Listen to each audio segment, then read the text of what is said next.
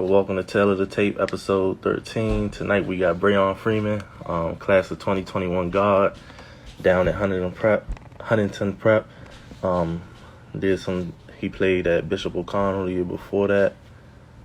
It was a good interview. It's a great player. Like I said before, he has a great support system behind him. Looking forward to talk to him.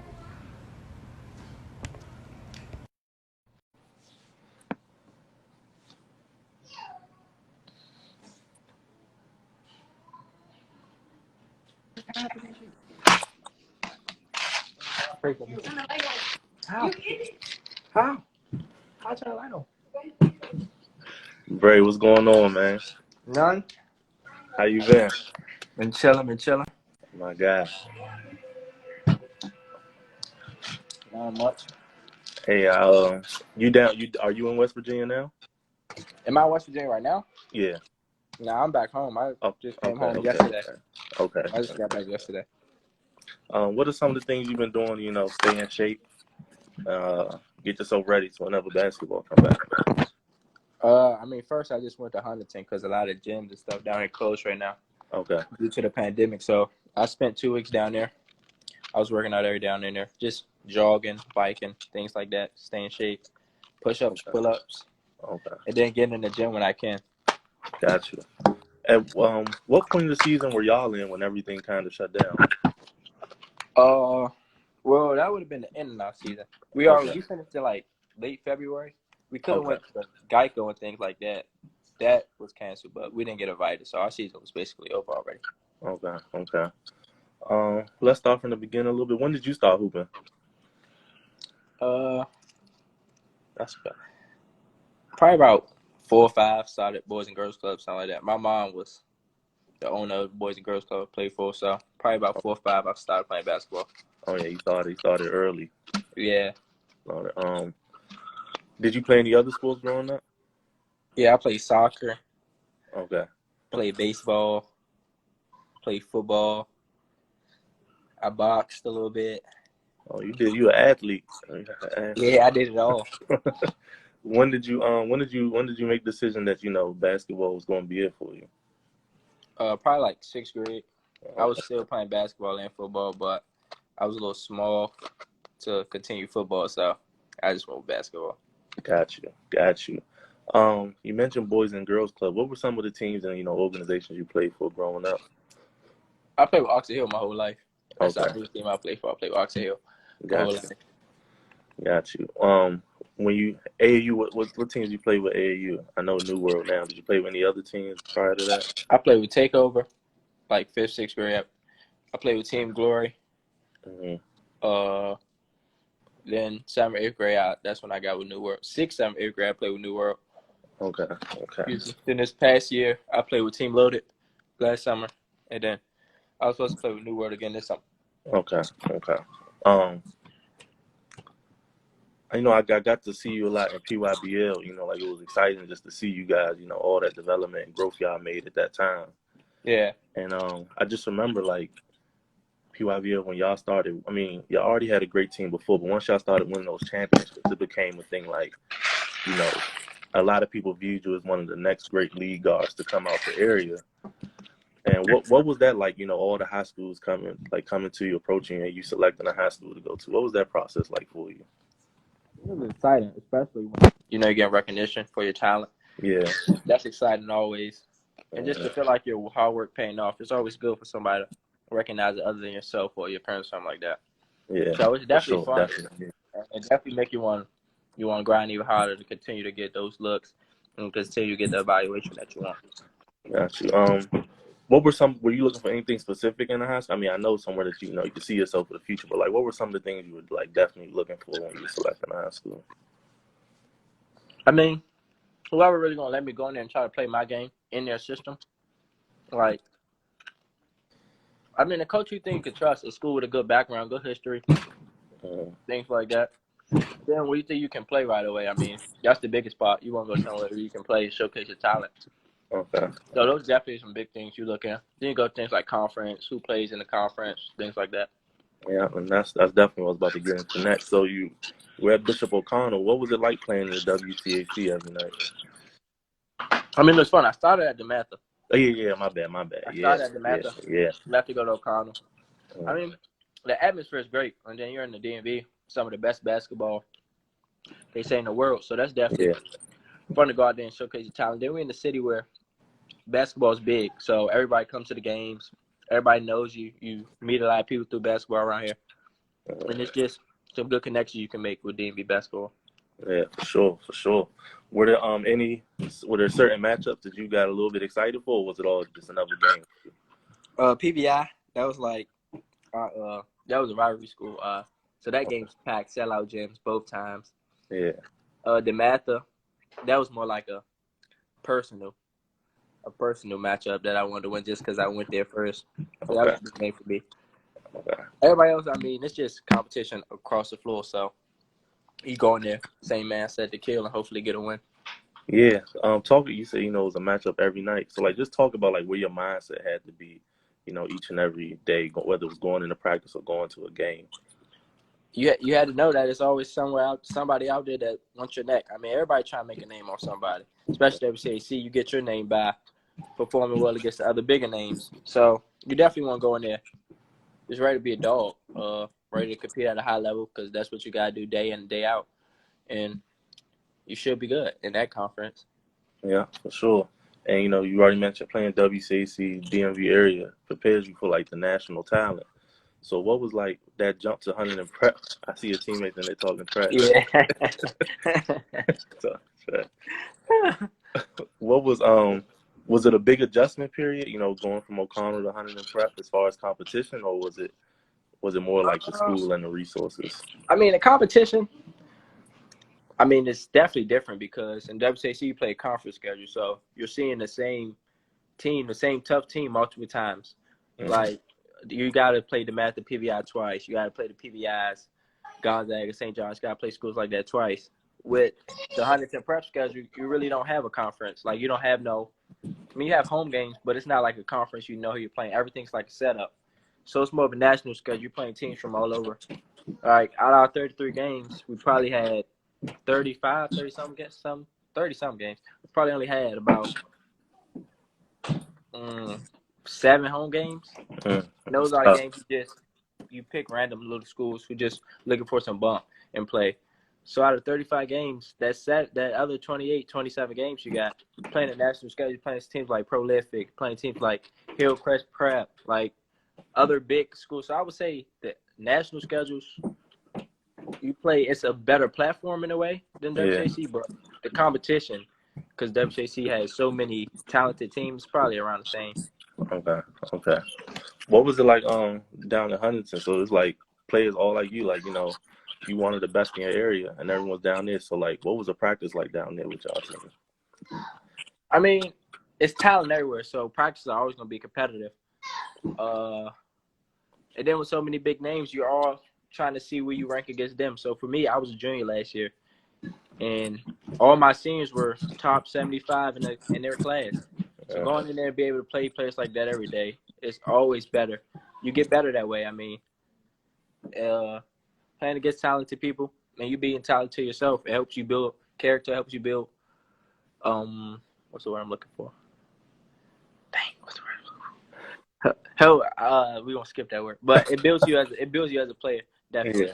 Yeah, for sure. Have y'all heard anything, or have you heard anything about going in the next season? Oh, well, we just Huntington prep right now is in the process right now. We're trying to get into school. So once that get done, I'm pretty sure Coach Harkell sent me a schedule. We're playing in a lot of big tournaments this year. I think we come down to DC twice, playing takeover tournaments. We're going to things like hoop hall, so we definitely got a big schedule this year coming up.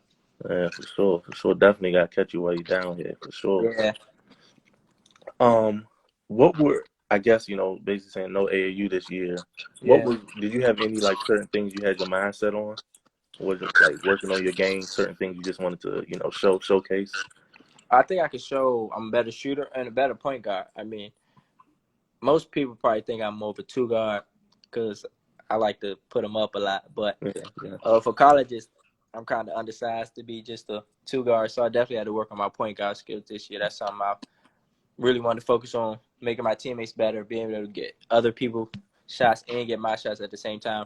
So that was definitely something I wanted to get better at going into the season. And I was going to try to show AAU, but the pandemic happened and didn't get a chance to. Okay, so is that something you're definitely gonna look forward to showing this season, high school? Yeah, trying to be mobile point guard. Okay. And down at Huntington, so Huntington, in West Virginia, not much down there. Did that allow you to focus a lot more on the game? Yeah, it's not really many distractions down there. Like, it's either you're gonna get better on your game or you're gonna sit in your dorm and just stay where everybody else getting better. I mean, there's no really parties, there's not many malls, things like that. So it's really basketball, weight rooms, practice, school. That's only the 4 things you really got down there. Okay. Was that a tough adjustment for you, or you was ready to get down there and go to work? At first, yeah, but then you gotta realize what you really want. You want to be partying every day back home, or you try and get better to get to your goal. So, I mean, it took a couple months, but I came to realize that that's what I was there for. So I had to lock in and get it done. Okay, and it kind of leads into the next question I had for you. To get to this point now, I mean, I know your goals are way loftier than what you're doing now, but to get to this point now, what type of sacrifices did you make? Sacrifices. One, school. That's a big sacrifice. Going to a private school instead of being with your friends and all your being social with everybody at public school. So that was big. Going to a little Catholic school for most of high school, all boys school. I went to an all boys school at first. Then I went out Huntington, where there's 100 kids in the whole school. So definitely school wise. Another thing, your time. When you're playing sports, most of your time going to weight rooms and getting into workouts in the gym. If you're on a football field. So when you do really get free time, you're tired or your body hurt. You don't really want to go outside. So time is definitely a big thing.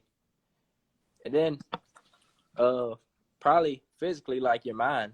Basketball and sports can play big, huge mind games. Especially you grinding every day and your phone not ringing or you're not getting the calls that you think you want. That definitely plays a big toll on your mind. Like, you start to think, is it for you? Is it not for you? So definitely physically, your mind, it messes a lot with your mind.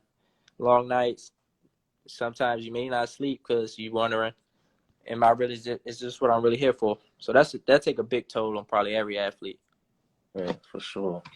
I mean, then, like, a lot of times, like, I would come, to your family's gym. Like, I would talk to your dad about whether it's, like, getting some apparel or whether being up there covering another league.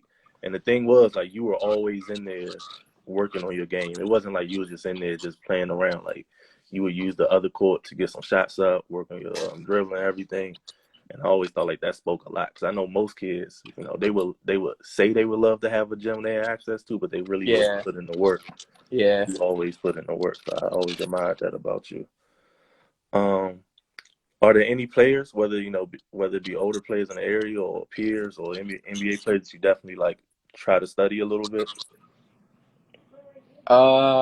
Players. Well, from high school, the point guard that just left us, AJ, who was just in here. I don't know if he's still here. That was really a point guard I looked up to. Hard competitor, go hard, tough.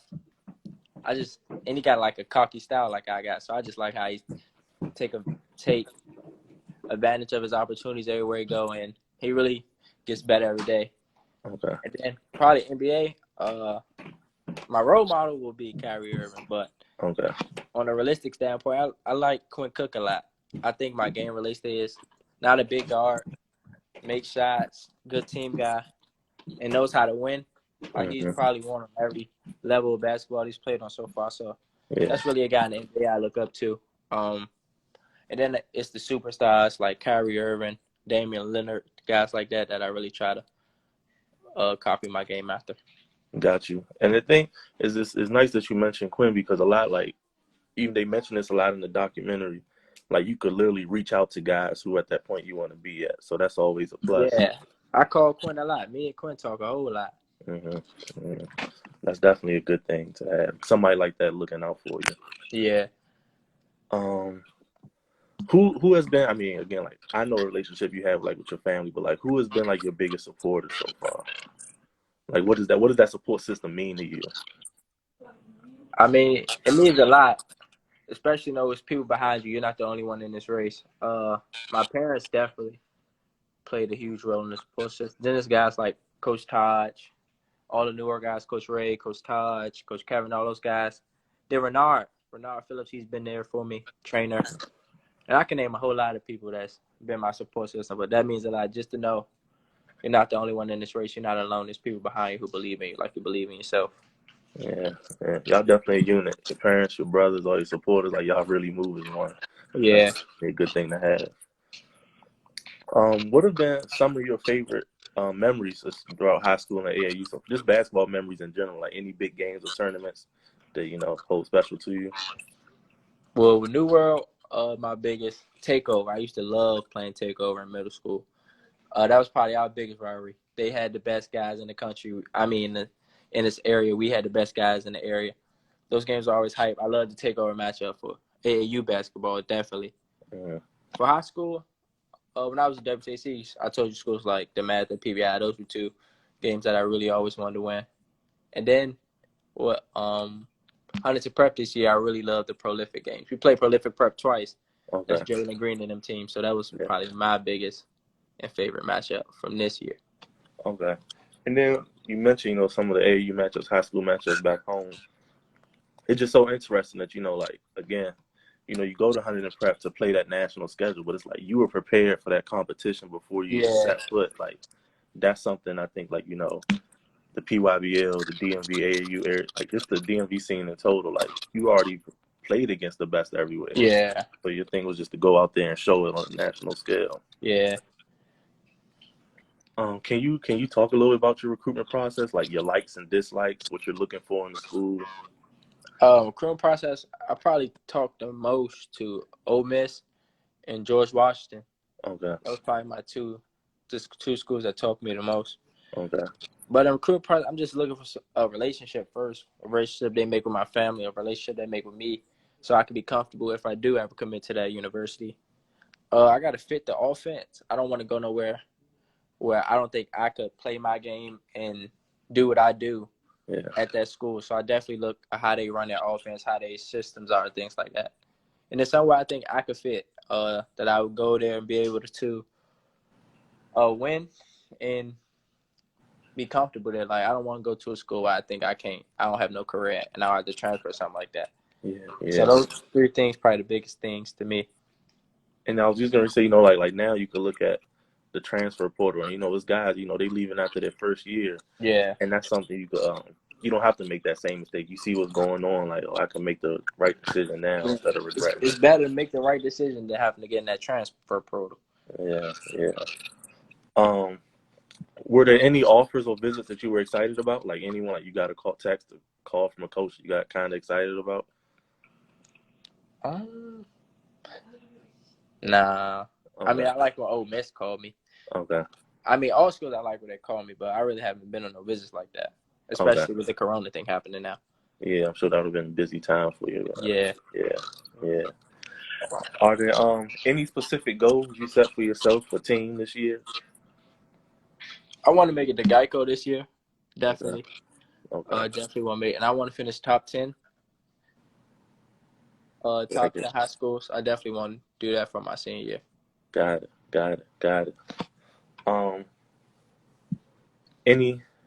No, I'm not. I skipped the question.